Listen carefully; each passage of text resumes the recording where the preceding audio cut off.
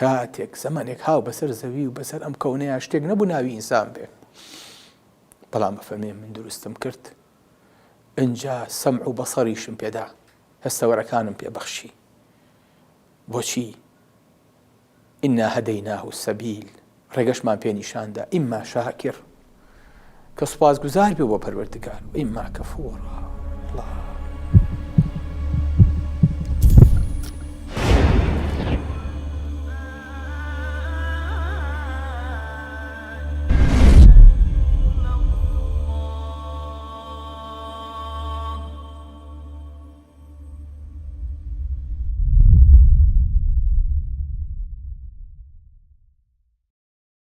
بسم الله الرحمن الرحيم، الحمد لله والصلاة والسلام على حبيبنا رسول الله وعلى آله وصحبه ومن والاه.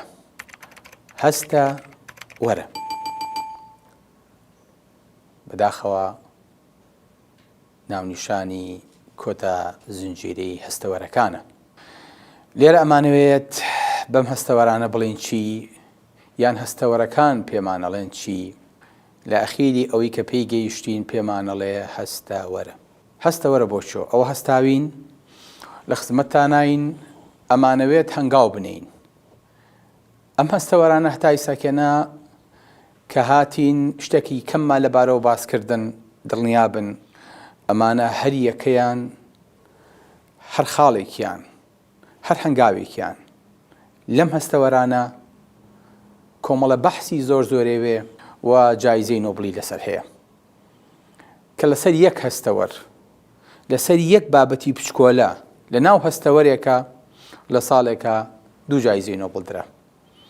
بۆیە دڵنیاتانەکەم ئەم بابەتانە زۆر بەڕووکەش بۆم باس کردوون، بەڵام گرنگەوەیە ئێمە لە یەک شت تێگەیشت بین. ئەم هەستەوەرانە ئەگەر دوو شتی فێر کردبین وابزانم بەسمانە. یەکەم کە خەڵکێکی زۆر پرسیارمان لەبارەوە ئاکات، ئەلێ کاک دکتۆر چۆن وا بکەم کارەکانم بۆ خوا بێ، چۆن وا بکەم لە دنیای وەکو ئیماندار بژیم، چۆن وا بکەم ڕێگەم لێ نەگۆڕێ و سرم لێ نەشێوێ. تەنها ئەڵێم بەم هەستەوەرانە ئەگەر دوو خاڵت پێکا بێ گەیشتویت. یەکەم خاڵقی خەڵق و دروستکرا و دروستکەرت لێک جا کرد بێتەوە کافیە.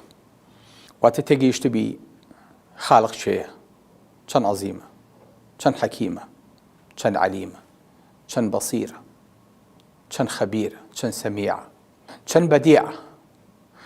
بەس ئەمەت بۆ دەرکەوت بێ بەم هەستەوەرانە، واتە بچووکی خۆمان، بچووکی ئەم مەخلوقاتە، ئەم مێرولانە، ئەم میکرۆسکۆپەی کە ئێستاکەنە ئێمە لە ژێر زەڕەبینە ئەبێ ببێنرین لەم کەونەیە. دووەمیش جیاوازی بینی دنیا و قیامەتێک کرد بێ بەستە. هەستێک کرد بێت کە ئێستاکەنە حالیەن تۆ لە ناو تاقیکردنەوەیەک ئاژیت، کۆمەڵێک ئەدەواتی پێدراوە کە ئەم هەستەوەرانن بریتیە لەو قەڵەمە و لەو کلیکی کە جوابی پێدەیتەوە، وازانم هەدەفەکەمان پێکا بێ. کەواتە هەنگاوی یەکەم هەستە، بەڵام وەرە وەرە بۆ لای چێ؟ وەرە بۆ لای خوا، وەرە بەرەو خوا، دوور نەکەویتەوە، ئاوڕ نەیتەوە، ئەم لاولا نەکەیت. ئەم سیڕات المستەقیمەیە کە هەموو ڕۆژێ داوایەکەی، ئیهدینە السیڕات المستەقیم. ئەوانەی پیاوچاکانی پێشتۆ، پێغەمبەران و ساڵحین و شوهەدا لەسەری بوون، لەسەر ئەم ڕێگەیە بوون تا گەیشتنە خوا. بەم ڕێگەیەشە سیڕات تێپەڕێنی تۆ چیتە ئەو بەرەوە، هەر بەم ڕێگەیەشە گەیتە بەهشت. لە بەهشتیشایە کە خوا بینیتەوە، ئەو خوایی کە ئەمانی پێبەخشی بوویت، ئەو خوایی کە کۆمەڵە ئەمری پێکرد بوویت. بۆیە بێت ئەم هەستەوەرانی کە پێدراوە نەچی لە کاری خراپە بەکاریان بێنیت. ئەم جۆیە تایبەتە، بۆیە خوای گەورە پێشی خستووە. ئەم جۆیە تەنها ئەبێ قورئانی پێشوە لێ بگرم، حەدیسی پێشوە لێ بگرم، حەقی پێشوە لێ بگرم، وتاری پێشوە لێ بگرم. ئەو شتانەی کە لە خوا نزیک مەکاتەوە، زیکرەکان، یادەکان، دوعاکان، نابێت ئەم جۆیە کە خوای گەورە فەرمێ ئەبن بۆ جۆیی کە پێی ئەبیستێ، نابێشتی خراپی پێ ببیستی، ئەبێ بیخنیت.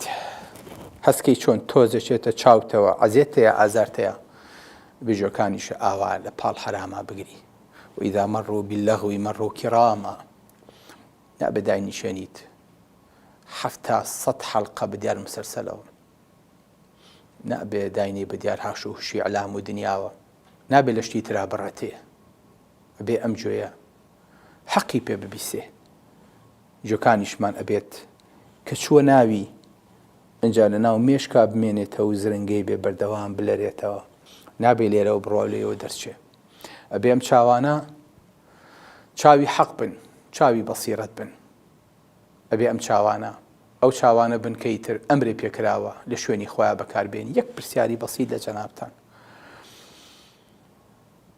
لە کاتی ڕۆژوە ئەمرمان پێیەکرێ یەک هەستەوەر لە کار بخەین هەستەوەری چییە؟ زمان و چێژە ئەگەر ئەمرمان پێ بکرایە هەر 5 هەستەوەرەکە لە ئیش خین بەرهیژ نەکەوین جۆمان بخنین چاو نەکەینەوە هەتاوەکو کاتی بەربانگ بۆنیش نەیە بەسەرمانە بەویستی خۆمان وەکو چۆن چێژ ناکەین ئەبوایە هەرمان کردایە دەست خۆمانە نەبوو بەڵام خوای گەورە بە یەک هەستەوەر تاقی کردوینەتەوە بۆ ئەوەی کە قیاس بخینە سەر هەستەوەرەکانی تریش هەستەوەرێک کە لە 30 ڕۆژی ڕەمەزانە حەڵاڵە گریتەوە ئەولاتر ئەوەیە 12 مانگەی ساڵ هەستەوەرەکانی تر لە حەرام بکشیتەوە تووشی حەرامی نەکەیت بەکاری نێنیت هەرچی خوای گەورە ئەمری پێکرده بوو لەوەیە نابێ ئەم چاوانە زەعیف بن بە دیار شاشە و بە دیار مۆبایل و بە دیار ئەپ و بە دیار گۆرانی و بە دیار کلیپ و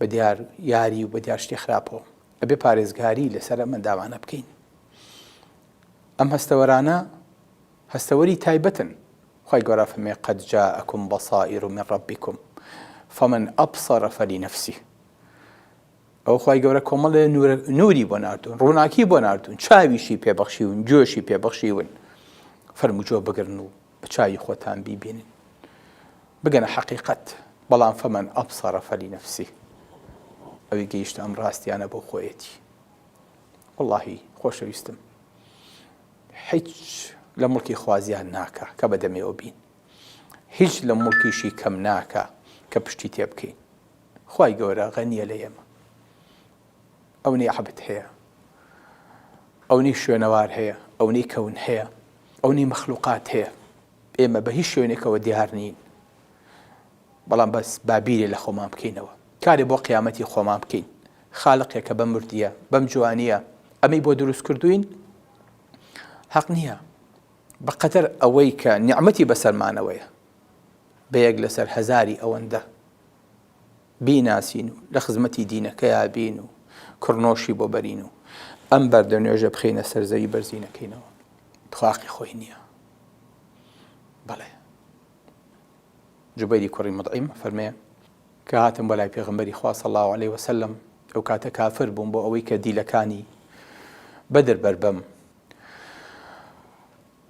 فەرمێ پێغەمبەری خوان بینی نوێژە کرد پێشنوێژی کرد لە نوێژی مەغریبا بۆ سەحابەکان سوورەی وەتووری خوێن فەرمی ئەم خولقوا من غەیری شەیء ئەم هم الخالقون أم خلقوا السماوات والأرض بل لا يوقنون أم عندهم خزائن ربك أم هم المسيطرون لكاد قلبي أن ينخلع للظلم خريب بيتدروا لقولي أم آياتانا أم خلقوا من غير شيء دعاء جبير طبعا لسر أم آياتانا وكاريكري أم آياتانا لأخيرا مصطبانا به آية أمانا اللي هيز دروز بون أم هستوارانا اللي هيز دروز بون يعني خوان دروز كردوا ئەمە یە کافر مێ دڵم خەریبوو هاتە دەرەوە لە گەورەی ئەم ئاەتانە ئایا ئەمان خۆیان دروست کردووە یان لە هیچ دروست بوون مادە لە هیچ دروست نابێ لە هیچی شەو نایەتە بوون جا مادەیەکیش ئەو نەڕێ بخرێ ئەو نە تەنزیم بکرێ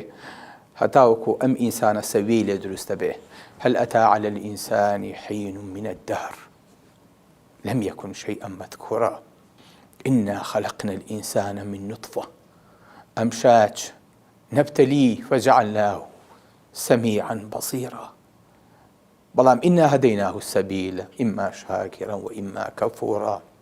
بەڵێ کاتێک زەمانێک هاو بەسەر زەوی و بەسەر ئەم کەونەیە شتێک نەبوو ناوی ئینسان بێ، بەڵام بەفەرمێ من دروستم کرد، ئینجا سەمع و بەسەریشم پێدا، هەستەوەرەکانم پێبەخشی. بۆچی؟ ئینا هەدەیناه السەبیل، ڕێگەشمان پێ نیشاندا، ئیما شاکر کە سوپاسگوزار بێ بۆ پەروەردگار و ئیما کەفوورا. الله، تۆ بەس لەحزەیە بیر لە خۆ نەکەیتەوە. وڵی مۆبایلێکە کڕی دەجار ئەم دیوەکەیت، پرسیارەکەیت، بەراوردێکەیت، هەتاوەکو شتێکی باشە دەسەکەوێت، یەک جار بیری لە خۆت کردوتەوە، یەک جار لە خۆت ڕاماویت، هەستە بمشتانە کردووە. بۆیە خۆشەویستەکانم، خی گەورە ئەمرمان پێیەکە، فەمێ فەمەن ئەبصەرە فەلینەفسی قەد جاءەکم بەصائر من ڕەبیکم فەمەن ئەبصەرە فەلینەفسی. ئەوەی کە چاوی کردەوە، هاڵەن چاو و جووی کراوەتەوە، مهمە ئەم دوانە بکرێتەوە بەڕووی دنیاە، بەڵام گرنگەوەیە کە چاو و جۆ کراوی یعنی تێیەکی، یعنی حاڵیە بی. فەمەن ئەبصەرە فەلینەفسی، ئەوەی کە بەرچاوی خۆی بە ڕۆشنی بینی بۆ خۆیەتی، ومن عەمیە فعەلەیهە. ئەگەر بە چاوێنت بینی بە چاوەکەی تر، بە جوێنت بیست بجووەکەی تر. بۆیە خی گەورە ئەم ئەندامانی بە جوود بۆ دروست کردوین، بۆ ئەوەی کە گای جوود نەبین، بۆ ئەوەی کە بزانین بۆچی دروست بووین. گا ئەگەر سوار کۆڵی بیت ئەڵێ من بۆ ئەوە دروست نەبووم، من بۆ چەڵان دروست بووم. بۆیە ئەم جووتە لەم بەرامبەرەیە قەت بیرە کردوتەوە، ئەکرا ئەمەیان بە سوتفا، بە مادە، بە تەتەور، بە هەر شتێ ناوێبی دروست بێ، بەڵام قەت بیرە کردوتەوە ئەم دوو جوان ئاوا بەرامبەر یەک، بەو تەوازونە لەم بەر و لەو بەر، ئەم دوو جوێیە، ئەم دوو کونەلوتە، ئەم لێوە لە ناوەڕاستە، قەت بیری لێ کردوتەوە، ئەم زمانە قەت بیری لێ کردوتەوە. ومن كل شيء خلقنا زوجين. بۆیە هەموو شتێکمان لە دوان دروست کردووە، بۆی کە عاقڵ بن، بۆی کە تێبگەن هەر یەک کۆدی ئەم کۆدی ئەوی تریشی لایە. ئەگەر دانەیەکیان لە نێرومێش بە سوتفەکەی خۆتان دروست بوو نەئەکرا، هەردووکیان لە یەک کاتا لە یەک شوێنە بە کۆدی جیاواز، بە کرۆمۆسۆمی نیوە دروست بن و دوای یەک بگرن و ئەم ئینسانە جوانیان لێ پێک بێ. لەقەد خەلەقنا الئینسانە فی ئەحسەنی تەقویم. بەم وردەکاریە بەم پێوەیە وەستاوە نومانە. بەڵێ خی گەورە فەرمێ قل هو للذین آمنوا هدى وشفاء والذین لا يؤمنون في آذانهم وقر وهو عليهم عمى. فەرمێ ئەوانەی کە گوێیان کەڕیەکی تایە، ئەوە کوێرە بن بە دیار ئاەتەکانەوە نایبینن، با چاو و گوێشیان ساغ بێ. بۆیە پێغەمبەری خوا صلی الله علیه وسلم فێرمانەکات لەگەڵ خی گەورەی هات چۆن بین، ئەم ئەندامانە چۆن بەکاربێنین. ئەفەرمێ ئیستەحیوا من الله حق الحیاء. شەرم کەن لەخوا، شەرمەکەی عوسمان، شەرم کەن لەخوا، شەرمەکەی ئیمامی ئەحمەد کە بەیانیان هەڵەسا زیکری خوێن، کوڕەکەی چوو بۆ لای ئێو باوکە، بۆ ئاوا دانیشتووی ئەڵەی لە خزمەتی مەجلیسێکایت، بۆ قاز درێژ ناکەی. فەرمێ شەرمەکەم لە خزمەتی خی گەورەی زیکر کەم و قاز درێژکەم. ئیبن تەیمیانە و ئیبن تەیمیە بۆ ئەو نەمەشغوڵی زیکرەکانی لە بەیانیان و وێوارانەی فەرموو ئەمە خواردنی ڕۆژەکەمە، ئەگەر ئەمەم پێ نەبێت بەرگە ناگرم. بەڵێ ئیستەحیوا من الله حق الحیاء، شەرم لەخوا بکەن. سەحابەکان بۆ ئەدەبی خۆیانە وتیان یا ڕەسوول الله ئینا نەستەحی والحەمد لله، ئێمە شەرمەکەین سوپاس بۆ خوا. فەرمی لەیسە داک، فەرمی ئەمە نا، إنما الحياء من الله حق الحياء أن تحفظ الرأس وما وعى وتحفظ البطن وما حوى وتذكر الموت والبلاء.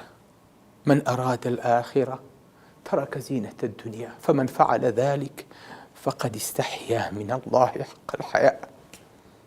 فەرمی شەرم لەخوا ئەوەیەکە ئەو هەستەوەرانی کە لە سەرایە، ئەوەی کە لە پشتی هەستەوەرەکانیشە کە مێشکە بیپارێزیت، لە حەراما بەکاریان نێنیت، چڵەبیان بۆ شل نەکەیت، ونفسي وما سواها فألهمها فجورها وتقواها قد أفلح من زكاها وقد خاب من دساها. ويجلبي بۆ شلکرد لە دەستی دەرچوو، هەر لە دەستی وەرگرت تەواو. بەڵام قد أفلح من زكاها من نفسه. ئەم سەرە بگریت، چاو و گوێ و زمان و لوت و هەموو شتەکان بە مێشکەوە پارێزی.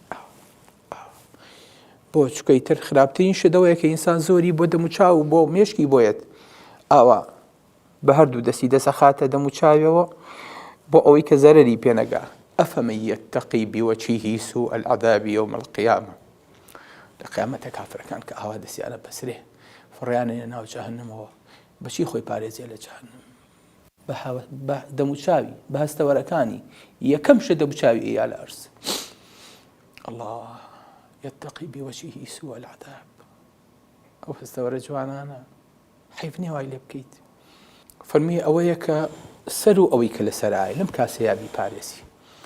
کاسەی دووەم ئەوەی لە ورگ و لە سکایە ئەمەش پارێزیت.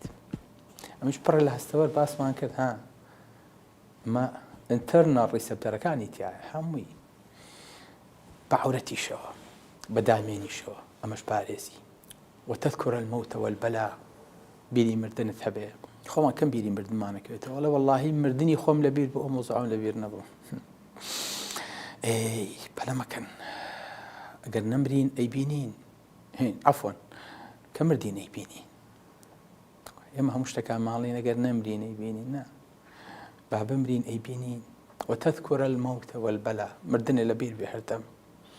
زۆر خۆشە ئینسان هەستکات ڕۆژ بە ڕۆژ وردە وردە ئەم ڕەمەزانە و ئەم زەمەنە و ئەم کاتە و ئەم ڕۆژە و ئەم ئێوارەیە و بەیانی و دووبارە تاو. فلیمەکە ئێستاکەنە زۆرمان گەیشتووینەتە پاییزی عومرمان، هیچمان نەماوە. کاتی گەڵا ڕێزانەکەیە تاو خۆ ناگەڕێیتەوە بۆ بەهار تازە تێوپەڕان. ئەو مناڵەی کە ئێستاکەنە لە عومری بەهاریایە ئەبێ ئەم دەست و پەنجەی نەرم بکەی بڵێ ڕۆژێک دێ کوڕم تۆ ژەگەیتە ئەم تەمەنە، ئەم فێرکەیت لەگەڵ عیبادەت و دەست و پەنجەی نەرم بکەیت. بەڵێ من أراد الآخرة ترك زينة الدنيا. هەر کەسێ بە تەمای قیامەت بێ واز لە خۆشی دنیایە، زۆر منەتی پێی نییە، چکو ئەزانشتی زۆر خۆشتی لەولا بۆ ئامادەکراوە. ئەمە هیچ نییە، ئەمە تەنها تاقیکردنەوەکەیە. کەواتە خۆشەویستەکانم ناکرێ ئاگات لە هەستەوەرەکانت نەبێ، ناکرێت چاوت لە چاوت نەبێ، ناکرێت چاوت لە چەوتی بێ، نەی پارێزی. ناکرێ مێشکت تەنها بۆ ئەوەی کە سیرۆتۆنینەکە بۆ دەرکاو تۆزێ دڵت خۆشکە بەڕاست و چەپە هەڵی سوڕێنیت. کەواتە فێرە بین لێرەوە هەستەوەرەکانمان بکەین بە هەستەوەرە بۆ لای چێ؟ بۆ لای پەروەردگار کە هاتین ئینجا ئەڵێین لەبەیک اللهم لەبەیک. خوایە هاتین بەدەمتەوە، بەڵام بەس تەنها بە هاتن بەش ناکە، ڕێگەکە درێژە و کاتەکەش کورتە. بۆیە فەفیڕوا ئیلە الله، کورە ڕاکەن بۆ لای خوا، بە تەنها بە ڕۆیشتنێکی خاو مەچن کە خواتان ناسی بەو گەورەیە، بەو عەزیمیە، بەو وردەکاری خەڵقا ناکرێ. خوای کە ئەوەنە لێمانەوە نزیکە کە هەرچی هەستەوەری لاشەیە تێ ئەپەڕێ یە بۆ مێشک هەمووی بە پنتێکی فەقەراتە تێپەڕێ. چێبڵێکی لێ دروستەکە پێوتێ ئەفرنت کۆرت یان نەرف، ئەمە پێوتێ دەماری هاتوو. لە هەرچی لاشەوەیە ئەمە هەستەوەر و هەست و نەست و لە نووکی قاشتەوە هەتاوەکو تەپڵی سەرت یەبێرە ناتێ پەڕێ، ئەمە پێوترێ دەماری هاتوو بۆ مێشک. ئەمەیە کە خۆمان پێڵین حەبل الوەرید، واتە چێبڵی هاتوو کە هەموو هەستەوەرەکان لەو چێبڵەوە هەستەکانە گوازنەوە بۆ مێشک. خوای گەورە فەرمێ وەنەحن ئەقرەب ئیلەیه من حەبل الوەرید. هاتووە لێتانەوە نزیکترین. بادەم خوا لێمان نزیکە بە تایبەتی لەم کاتەیە فەرمێ وئیذا سەئەلەکە عیبادی عنی فەئینی قەریب. بادەم خوا ئەوەنە لێمان نزیکە، با ئێمەش بەقەدەر ئەوە لە خواوە نزیک بین و قەدری ئەم شتانە بزانین و لە کات و شوێنی خۆیان بەکار بێنین. ژڵی بۆ شڵ نەکەین هەتاوەکو ئەو کاتێک کە ئەم ئەمانەتە وەکو خۆی تەسلیمەکەینەوە چون بە پاکی وەرمانگرتووە ئاوا بە پاکی ئەیدەینەوە تا زنجیرەیەکی تر و کاتێکی تر لە خزمەتانە مردن بواری داین دینەوە خزمەتان لێرە و والسلام عليكم ورحمة الله وبركاته.